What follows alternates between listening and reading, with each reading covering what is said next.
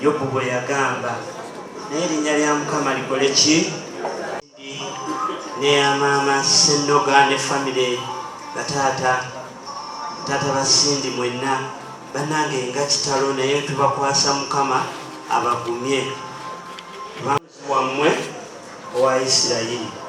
Kusaawa eno director wa kwagala Uganda Boarding Primary School Mwami Ntulume ajayaniriza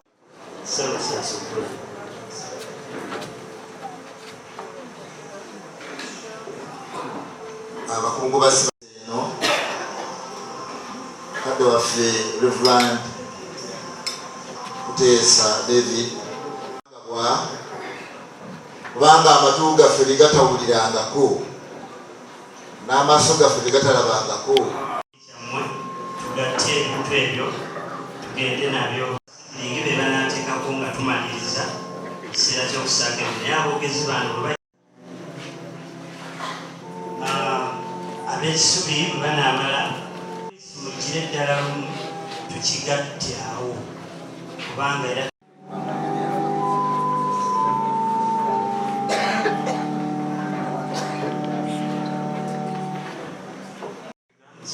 leaders in the church.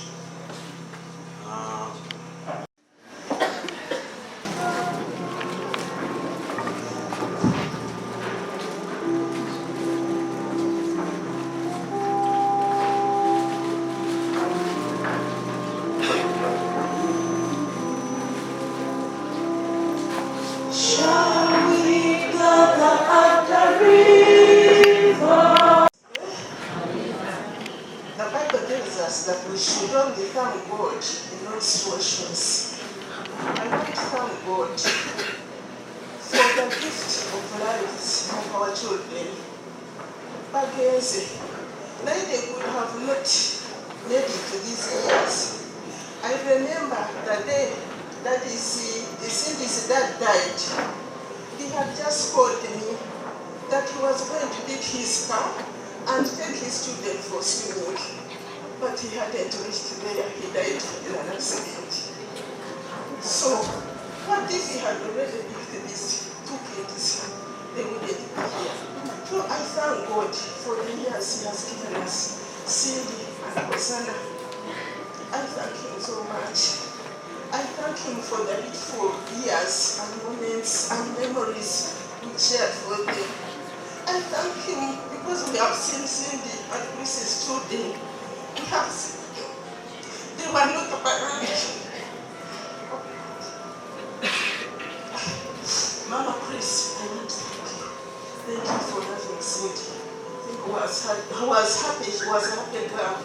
Ever since she came to Chris, you could see she was being taken care of very well. She was a happy girl. The last time I saw her, she was telling me they were preparing to have a wedding. But they said they want to first finish their house. But God has his other plans. He had his other plans. And we cannot question God. Sid was my child. I took him over after the death of his dad. I stayed with her. I get her for education. She was married to her. She was my princess. But God has his own ways. We thank God for all those good memories. Rose, my sister, thank you for being there for your children. When her brother died, Rose was so young. She could have married again, but she didn't. She sacrificed for her two kids. And you have done a very good job. Hosanna, I thank God that because you always struggle with sin wherever she goes. This is God's plan. That this time you are not with her. I thank God. You've left her, you've stayed behind alone, but we are with you. And God has a purpose for you. He didn't want the family of the late Johnson Byamukama to be wiped away completely. We still have hope. We still have hope. We still have hope. Thank you everyone for coming. Thank you for our friends. Thank you, Ntege. Thank you, the Ssenoga family. Thank you, the Ntege family. Thank you for everyone. everyone who has come from Rukungiri to be with us. Thank you very much. May Cindy, Chris, and their children rest in eternal peace.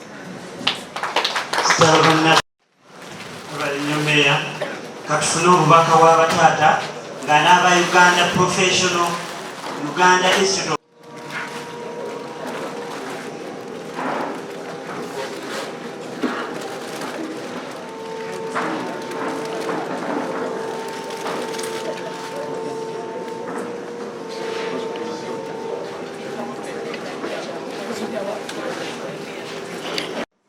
Ne kanisa eno ne kwagala ke mwenna mbasaasidde okufiirwa abaana baffe bonna ne baganda abo n'abaana ba Ssenoga kino abaana bano tubazadde olasi bwesazeewo twagala okugumya olwa Mukono Municipal era n'okwesinzira batwagala okugumya byongeddala okwagala Katonda manyi obadde omwagala mwagalire ddala yatuwa Kristo amututte naye abasigaddewo era naffe weetuli era nabo Mukama abalaba nammwe temuggwamu maanyi munnammwe byabadde akola mubadde mubiraba temuggwamu maanyi Mukama ajja tukuuma eyatuwa Kristo yamututte aba St. Mary's Isuli babe nabagambye ekyo bannange mwebale mikwano gye mwebale nnyo okuuma Kristo balumukuuma bulijjo mbadde ndaba kulwesande miva wano mu kyaki nze nga nsaba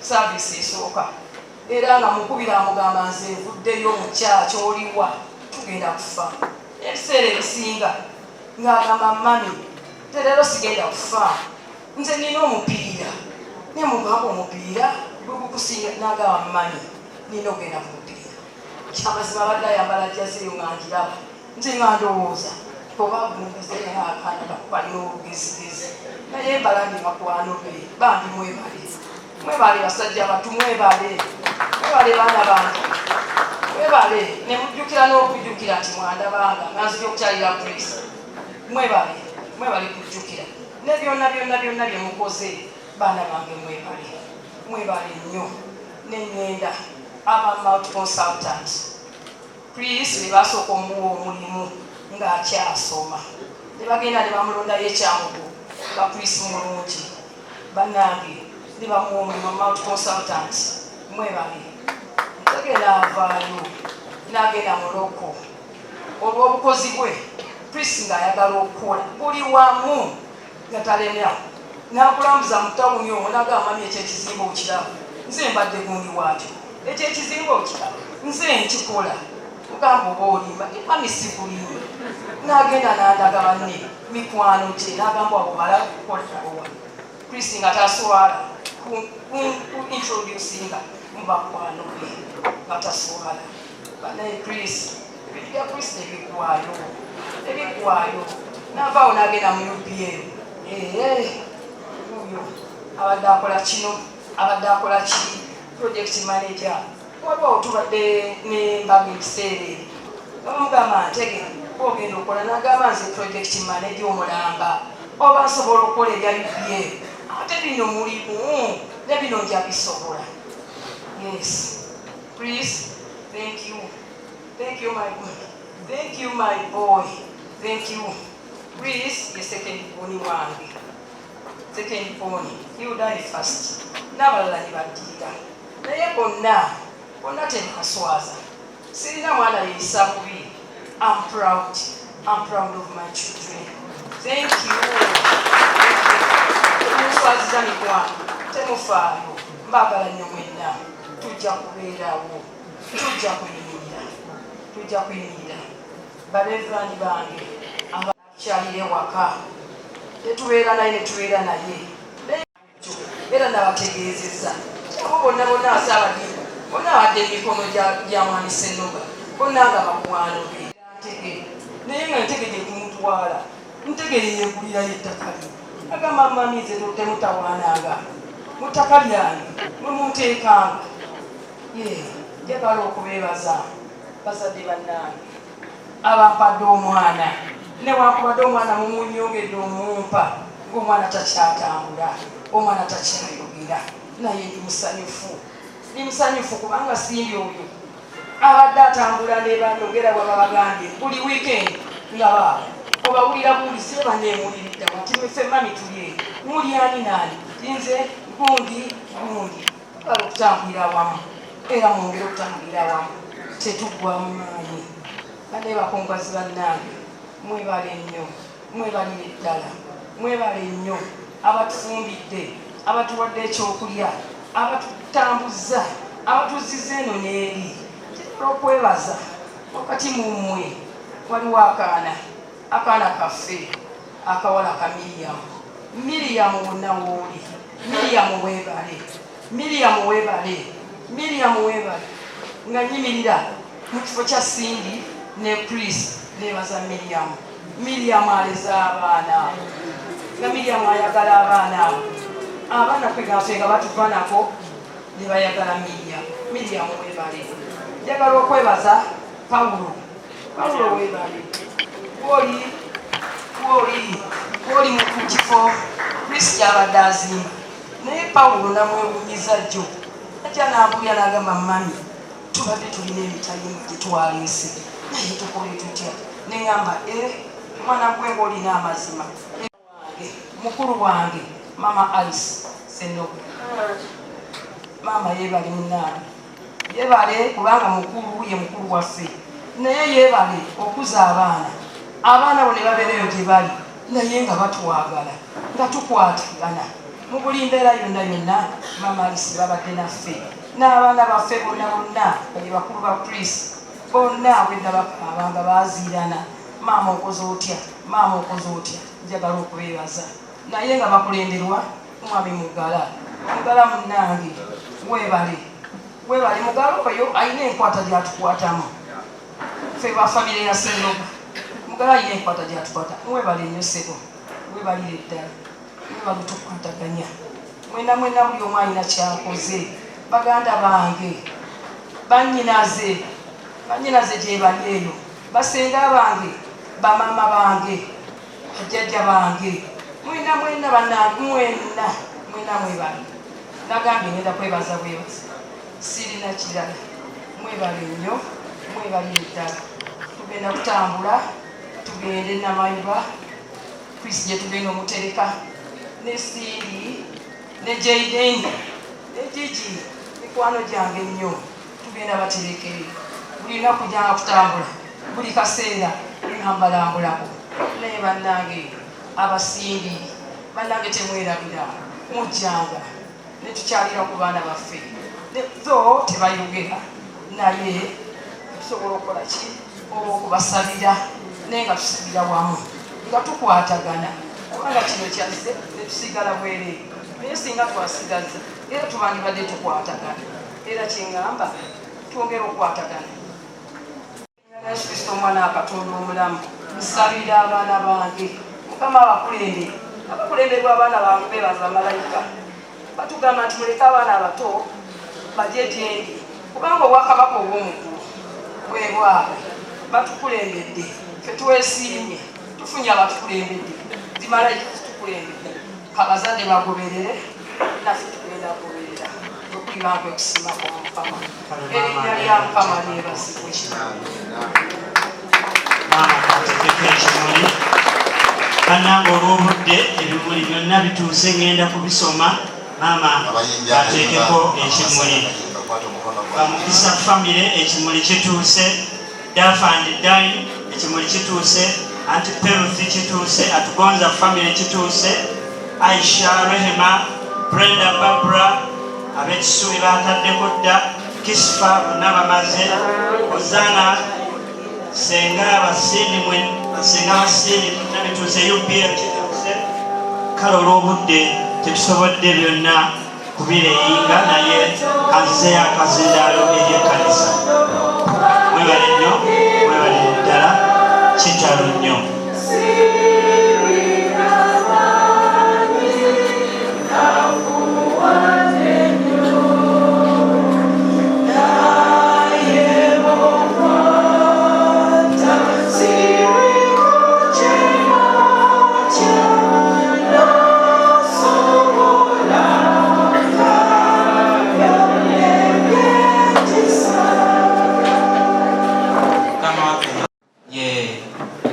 era Enos Kitto Kagodo omulabirizi n'aba olukiiko lwonna olufuga ekkanisa eno bonaabona basobola okusalira omusango ne bakuteerawo ekintu kyonna ekikyamu newa kuyigiriza ebibye. God wants to teach you and you should not judge yourselves that maybe you've done something wrong. That's the life when you know Christ as our Lord and Savior. And that's what I pray for you. No, let's not just cry. Let's pick a lesson from this. That our lives are happy.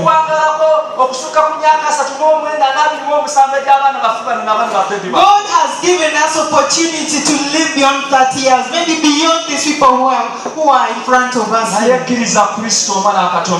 But receive Christ as your personal Savior. That even if such situations occur, there will still be hope and eternal life. Hallelujah. Hallelujah. Amen. That's the Christ I give to you. You may be like Isaiah. Because when King Uzziah died, even the king can die. Then he said, I will just accept salvation. That's what I pray for you, friends. There is no difference between us and these people that are before us here. May the Lord have mercy on us. Hallelujah. Amen. Come on, may the Lord be with you.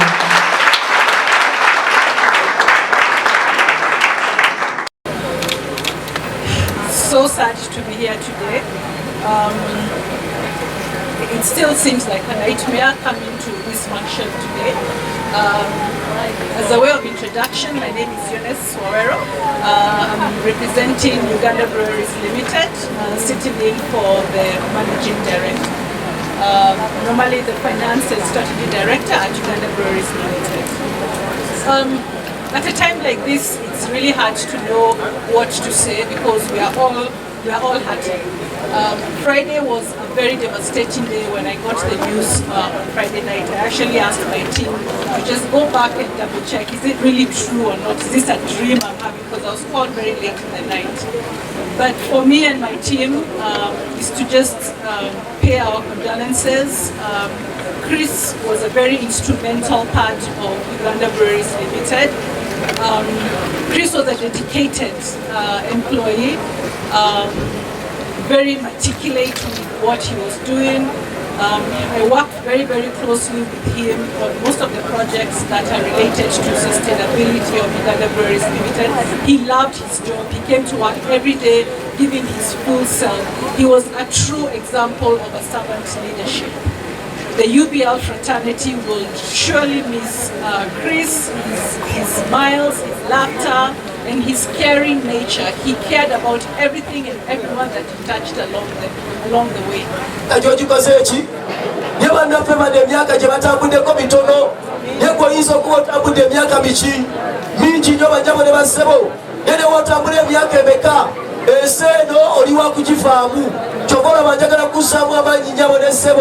Esitekwemazaamu nnyo kubanga ekiseera kigenda tuuka ogikole ki ogifeemu banyabo ne basebo oba oyagala otya oba olina emmotoka zitemyanga muntu oba olina nnyumba eringa State House y'entebe oba White House ekiseera kigenda kutuuka banyabo ne basebo ennyumba eyo ekwegaane bakuze mu ddiiro bwe bakuze mu ddiiro bakujje nga bakujje mu kisenge bakujjeyo bakuze mu luggya bamale bakujje mu luggya ekiseera wekiti kituuke bakutwale mu bitooke oba mu biti weewaawo oba mu nnimiro oba mu lusuku banyabo ne basebo fena tuli bakola ki naye gwe ng'omutambuze otambudde otya mu nsi kama mulungi Nsibambi Ntege from London.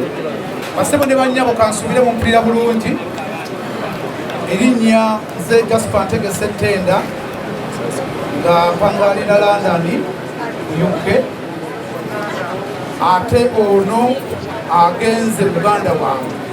Tuli mu kulumwa obuyitirivu kubanga kino tekitera kubaawo mu famire yaffe. Nyimiridde wano nga nkiikiridde baganda baffe bonna abali e Bungereza. Tulina ekibiina ky'amaanyi nnyo e Bungereza abefukira effumbe ffenna, era nga nze nalondebwa okubeera kyamaani waabwe okubakiikirira. Naye kinsanze nti ndi wano ekikangabwa kino kuba nazze nga maama wange afudde, kakati ate tufiirawo tate waffe omulala Sempala Wemaya, ate bwe twavudde twabale tukyali eyo ne tutuuka ku kizibu nga kino kubanga kitoyinza kigamba twagala okwongera okusabira famire eno. Baganda bange bonna abali e Bungereza bali wamu, bali mu nnyumba emu batudde, era obubaka buno bagenda kubeera nga babufuna butereevu. Ndi Katikkiro ate ndi mukuza. Ssenoga bwe yali afa yalekera famire eno. Twali Jayden Alvin Nsibambi ow'ekitiibwa omugenzi nk'oyooyo bijjajja Magunda tule balekera okuza famire eno. Tugezezzaako naye bingi bikyagenda maaso. Kyakusaalirwa nnyo nti Ntege ate abadde avuddemu ng'omuntu mulala mu famire eno yasoose okuyinza. N'olwekyo ekyo kyannaku nnyo eri famire eno eya Ssenoga. Tusaba Omukama Katonda abagumye oyo gwe mulaba atuuse ye maama abadde azaala Ntege, ye maama azaala Ntege akaseera ako bannaye twongere okumuteeka mu ssaala zaffe buli omu. Akaseera ako banne mumusaasire, mumusaasire. Akaseera ako sikange kusoma mumuleete, abalina obubaka obw'okusoma mumuleete, mutandike okusomebwa.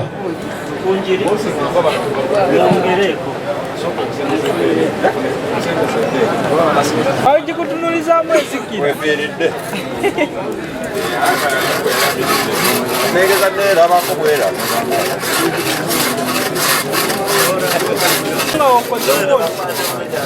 ariko kuba ebifaananyi kubanga leno gekulaga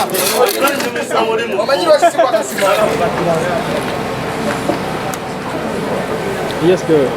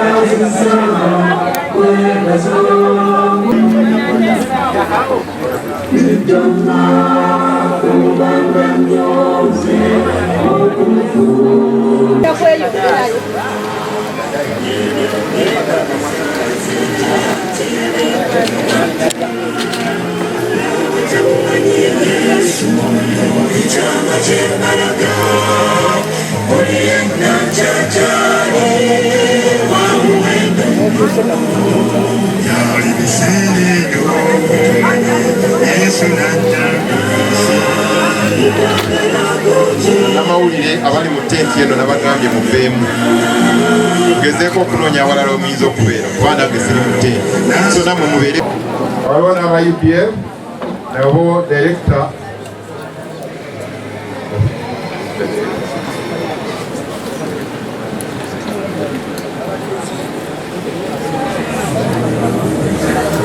MD wa UPL alina obubaka bwaleeta, alina omuntu agwasindise, naye ekiseera bwe kinaatuuka tujja kumugamba ajje ayogere obubaka bwaleese.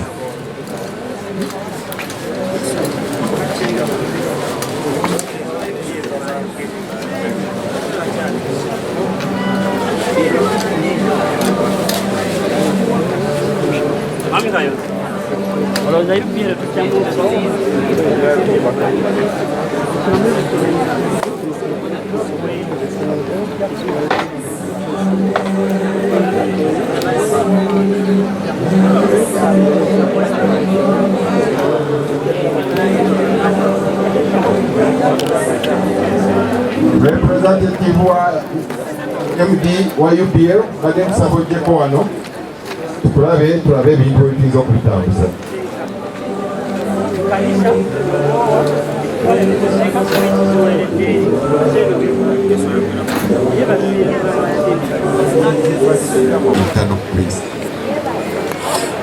Emmanuel Sauce, Evan Tai. So, ate saagala kumusoma naye bwannakawesi Barbara n'Entege Brenda emitwalo 5 gisiina n'asayiningako ne musoke. Ffe baali nabo eri baganda ba Ntege Ntege Ssenoga. Katusabe nga bwe tuli. Katonda waffe oli mulungi, tukweyanza nnyo era tukweyanza. Weebale Mukama bw'okubya embuga yo mu kifo kino. Tukwebaza olw'omuttu wo n'abazaana bo Mukama be wayise. Manyi waliwo kabakungi amaziga mangi olw'ekikangabwa kino ekyaguddewo. Naye ffe Katonda waffe tukwebaza bwebaza. Kibwoti bwe wateekateeka. Era Katonda waffe tumanyi nti gwe wasaawo era gojjeewo.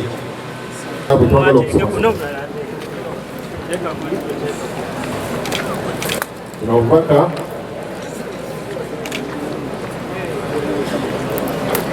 bwa Maama Ssenoga, obubaka obw'okubagiza. Tubasaasidde nnyo okufiirwa, tubasaba Mukama kyabutaliwo bulungi n'abusooka gira.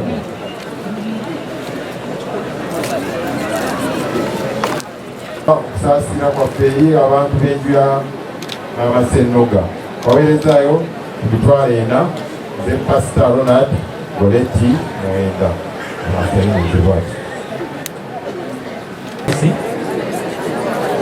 Tobola tubale tugenda teekayo Butesi.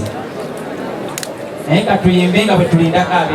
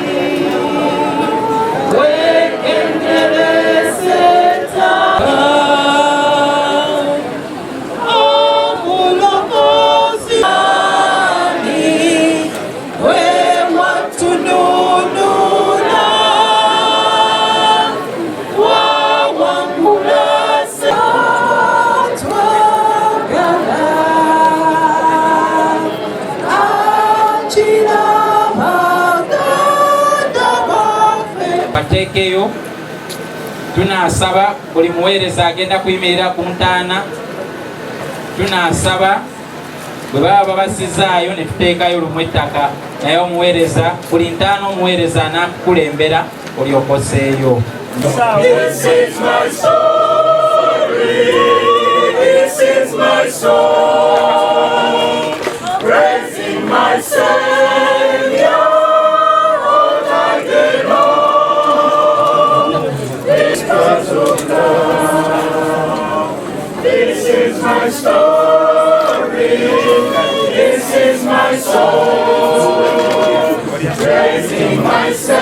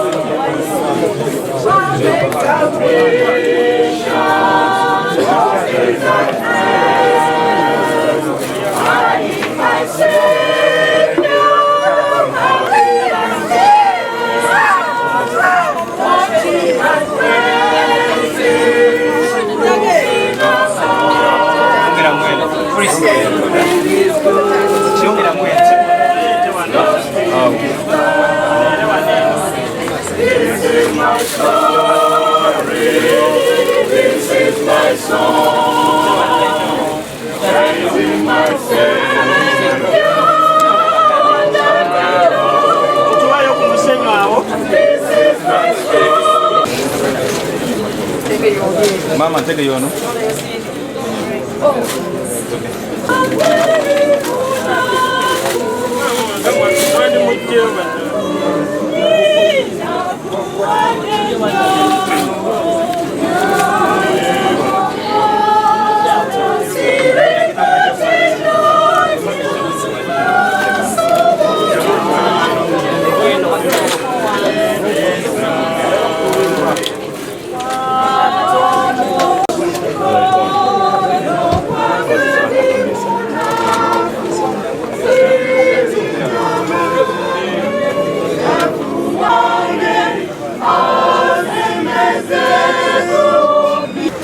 Omuntu azaalibwa omukazi abeera mulamu akaseera katono era ajjula kutegana aloka era asalibwa ng'omuddo abulanga ekisiikirize so tabeera mu kifo kimu wakati mu bulamu tuli mu kufa tunaddukira eryani okutubeera wabula eri gwe ayi Mukama alina obusungu obw'ensonga olw'ebibi byaffe naye ayi Mukama Katonda omutukuvu ennyo era asinga bonna obungi obw'okufa okutakoma gwe omanyi Mukama ebyama eby'omutima gwaffe tosiba matuugo ag'ekisa olw'okufa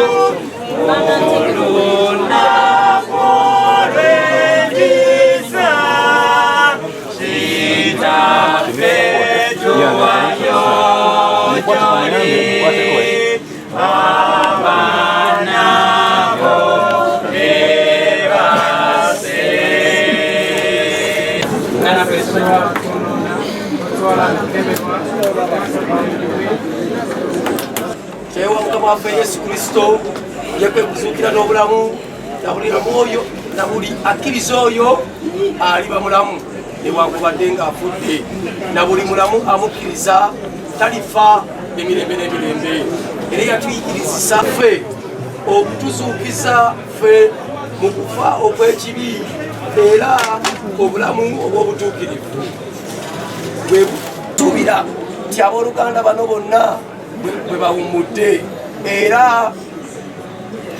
era muzuukira mu kuzuukira kw'abantu bonna ku lunaku luli abakwagala era abakutya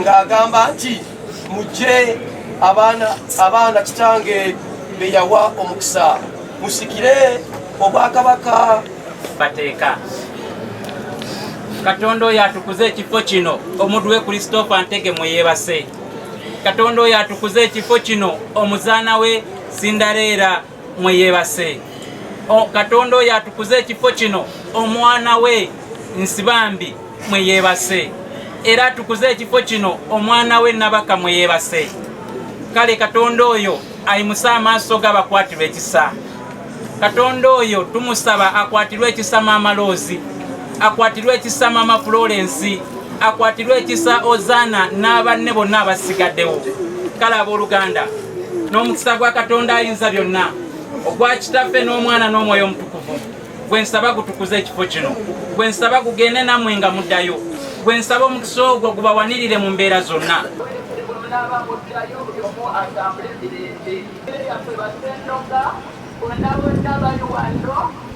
babasobedde baganda bange abavudde wanegandani banyawo temujja kubala baroseti Mukama abakuumye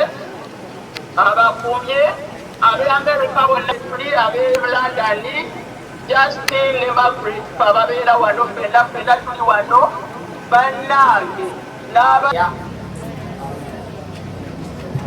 ebyo ebigambo bya mwannyinaze nga bwe tubagambye nti ffe tulina ekibiina kyaffe ekitugatta byaffe bibiri tujja biteekako ekyokubiri tuyimiridde namu nteekateeka zino mwebale nnyo mwebale ddala ndowooza nabo basaanamu n'obugalo nwankwaddeawo kano muganda waffe pasita Mafaabi owa SDA abe USA ate nga mwana muzaale kwa amaanyi kubanga tabadde naffe wano eri famire y'aba Ssenoga kitalo nnyo kitalo naye ku lw'ekika ky'effumbe twongera okusaba nti mutusa tekibangawo Mukama abawe omukisa Mukama awe ekiwumi our beautiful wife Mukama abawe omukisa haleluya banyabone basebo badde bategeeza nti mukadde waffe obusumba twali tumusuubira okututuuka banyabone basebo yebazibwe Mukama mulungi